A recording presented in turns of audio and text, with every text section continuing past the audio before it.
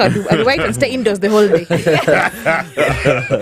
For time purposes. I'll wait till like on a Sunday. Yeah. Then give feedback. So you've been in business for how long, Mitchelle? We've been in business actually this year. This is the third month, but we started last year essentially. Yeah. And yes, I was just like, let's just start. Yeah. And how's the response in the market? The response is actually really great. Yeah. As I said, like women are a bit scared, but once you have the product, I actually have continuous people who are like, no, I need to buy for my sister now. Yeah. I need to buy for this person. And so I didn't actually expect that. Because I was just like, okay, this is something I thought about, and I was like, I'm really excited about it. Yeah. And I'm really excited to actually see women picking it up and adding it to their menstrual care. Now, aside from the product, yes, clearly your marketing skills are dope. You've run away with it. But let's talk about menstrual health in this country. It's a big issue, yeah? Yes. There's a lot of taboos around menstrual health and of course myths.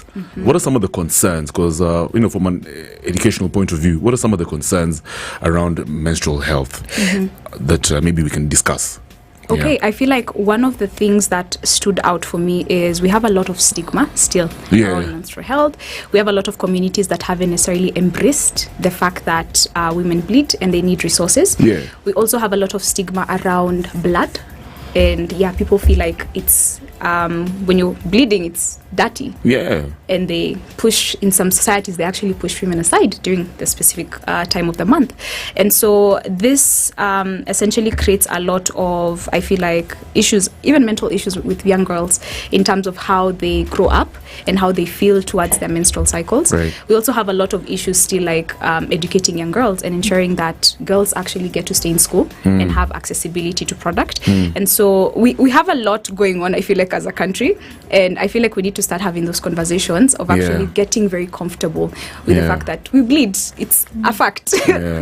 We'll bleed, the next generation will bleed. It's just being very comfortable about that and having conversations about it's okay to bleed and how can you actually remain very probably like safe and comfortable during your menstrual cycle. There's probably somebody right now listening to us and saying, okay, I've had this conversation that is not that important, but at the same time, what sort of impact is the lack of access to menstrual management on health?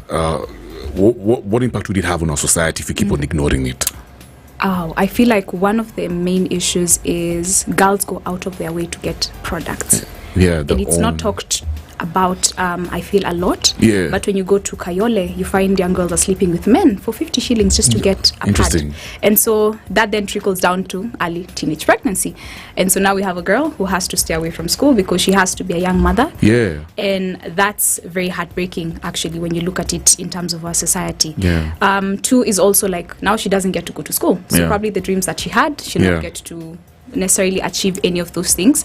And then I feel like also probably like putting also boys away from the conversation because it feels like a woman's thing.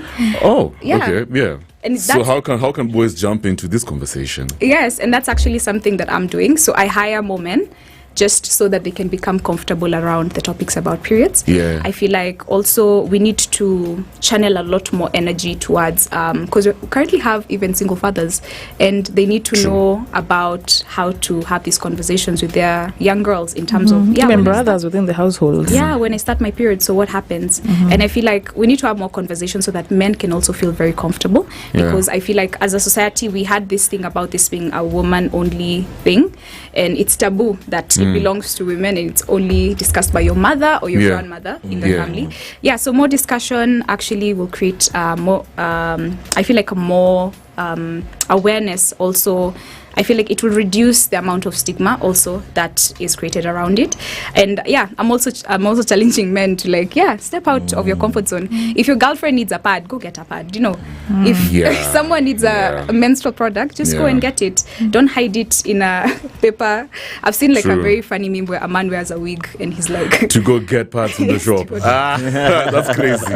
Also, interestingly, Mitch, do you think we are in Kenya? We are addressing the menstrual disorder subject enough? Because even as old as I am, I think we are not very sure about what the disorders are and who's addressing them and who should be talking to us about this stuff. For example, beyond the cramping, we've all been confused the last 2-3 years. A high rise of this thing that Jambi had. Endo. Yes. And every time we become our own expertise, given how our bodies behave every month. things like, is cramping normal? Should we cramping beyond 30 years? Is it normal? And who's addressing this? Who's talking to younger girls about this? And how should we move moving forward? That's a very good question. I feel like one thing that we actually don't pay attention is, as women, our body prepares us every month 365 days for our periods. Yeah. I feel like women don't talk enough about it. We don't. And so one thing we need to do is realize that all our body does the whole month. So we go through different phases, a la 2 phase, our ovulation phase, and our body is telling us that, your period is about to come. And I feel like we don't have a lot of discussions, even as women ourselves. I feel like we only talk when you have a cramp or you're feeling some pain, but it's also good to have these discussions. I recently had a workshop where there's an organization that actually deals with endo, and they're talking about we should start having conversations, because you find there's pain that's not normal and there's pain that's normal.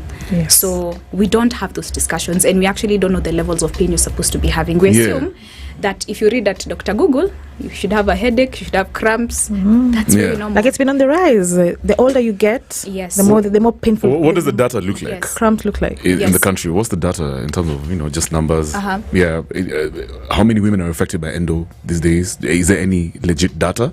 I feel like there are institutions that are actually trying to, I can't remember the actual name, but there's an Instagram, I think it's a doctor. They actually do the endo surgeries, but they actually have a lot of data, and they actually say that endo actually attaches itself to your organs. It does. And so you have pain, and you feel like probably your body is aching, but you actually have endo. And so that's also something that I didn't know, because I was like, probably endo just is around your reproductive area. No, it attaches itself to your bladder, to your lungs. It's everywhere. And so I feel like there needs to be more conversations, but we're having very good organizations who are actually dealing with specific health issues. I feel like Hey Babe Kenya are currently dealing with endo specifically, so they are able to administer support if you're either like heavily bleeding or if you're experiencing pain that's not normal. But I remember from the discussion they were saying, like, we should start having these conversations as girls, and also like talk to young girls and help them understand how you're feeling during this specific time. Is it just like a normal cramp? Because you can't be cramping probably like a full day and the next day you're still cramping. I feel like something should be off.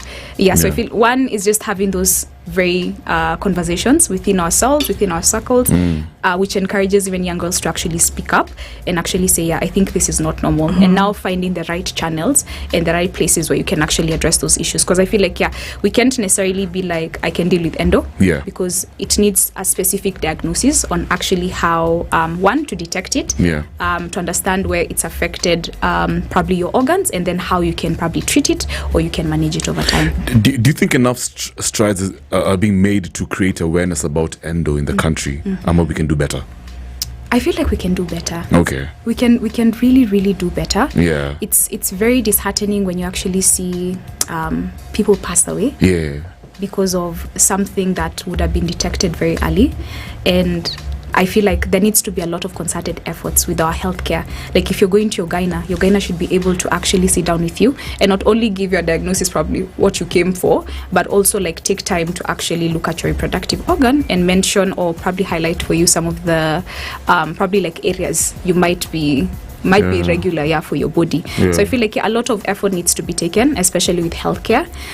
Also educational institutions. Correct. I feel like our schools need to educate our girls on not just only periods. They need to know about other healthcare issues. Absolutely. Like what comes up, there's fibroids. So do you think Gava also have to step up? Yeah, they have to step up. Yeah, I can imagine. And they're doing, I feel like they're doing, they've started doing or pushing some efforts with the CBC, because I spoke to a few girls and they're like, we do have a class where they talk to us and even boys about using our pads and menstrual healthcare, but we're not really creating like deep conversations. We don't do that. We don't. I remember when I was I'm in primary. looking at the numbers when it comes to period shaming in the country, and I still feel like it's a problem. Is there any civic engagement out there for it, and if so, is it effective?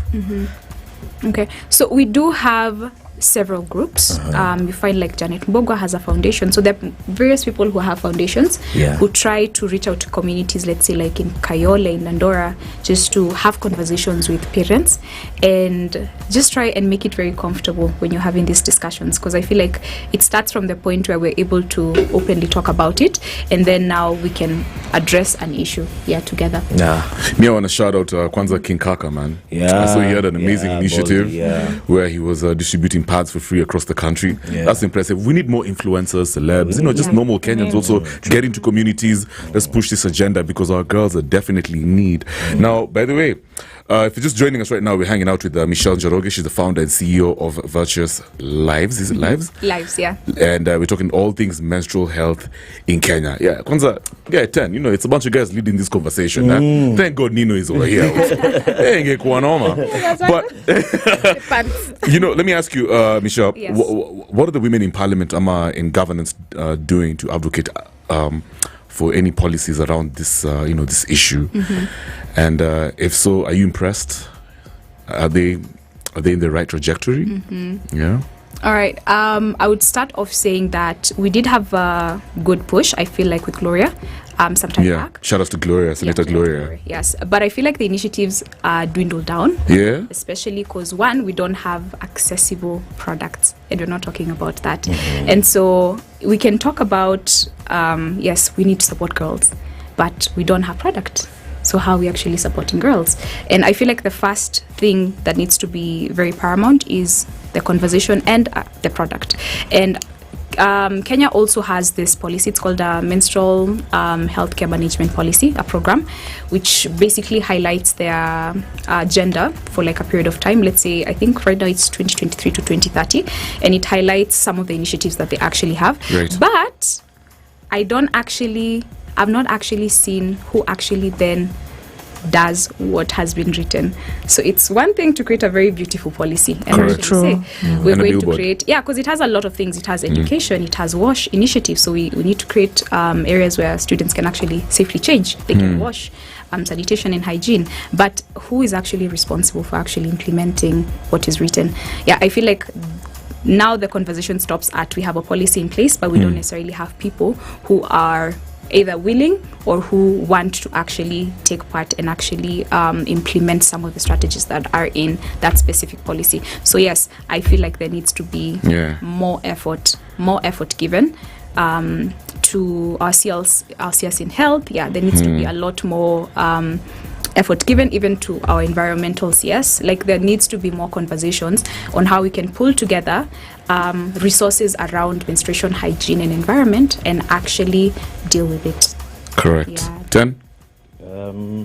Okay, I'm just reading something about the Eco Levy in our previously proposed Finance Bill Act, and something that piques my mind is they said that there will be an exempt on locally manufactured sanitary products. Are there any? And if at all, does this make any sense actually? No, I think for the longest time, Kenya has really wanted to have a tax-free, I feel like sanitary pad policy, but I don't know why we still have a push and pull, especially what was to come through the finance bill. That was a that was going to be like a big mess because you find, let's say, a sanitary tile that was going for 80 shillings would bump up to 96, almost 100 shillings. And that's a lot. Just because they're not locally produced. Just because they're not locally produced. So you're paying for levy for imports and you're paying for taxes when the product is here. And that's a lot. Because then again, if I am a trader or I have probably like a company, I'd have to hack my prices up because I can't still be at the same price point. And that then again becomes very hard for local mwananchi. So a pack would be like 200 shillings. Yes, a pack would be 200 shillings. That's crazy. And I was looking at those numbers because if you don't have accessibility to the pads that are around 100, 220, then you are buying it at 150. For your period, you need at least 4 packs. Only at least 4 packs. So I was looking at around 600 shillings per month. This is not something that's... And that's just at average. Yeah. And I was like, someone in Kayole, that's not what they're thinking about in their family. They're thinking about water and food. that's not really something that they are focusing on. Considering the way there's so much poverty in this country. So these issues will probably continue for some time. Let me ask you, back to your product. Yes. Is it just guys in the big city who have access to them, and they are they even affordable enough for, for Kenyans who are not financially stable, I guess? Okay. So currently we have it available in the city. But then again, what we've been doing currently is reaching out to different partners. So we have partners in different regions because I can't necessarily reach all of Kenya. Of course, yes. So now reaching out to different partners and actually introducing the product. And what we envision is actually them, because they already have the programs in place, we have the people in place. It's just about now bringing the product to the people. And I feel like it would be an amazing product, because if you serve a girl for 3 years, I feel like that's sorted out for like your initiative for the year, So you'll be thinking, or now starting to think about conversations of the younger ones who are coming up. So I feel like it solves the issue to a certain degree. But then again, back to your question is, yes, we are looking to partner with NGOs, non-profits, government, to actually create that reach to the places where they have actually established their presence. And all they need is they're looking for the product. Nice. Yeah. So Mitch, could we have? I'm interested. I keep.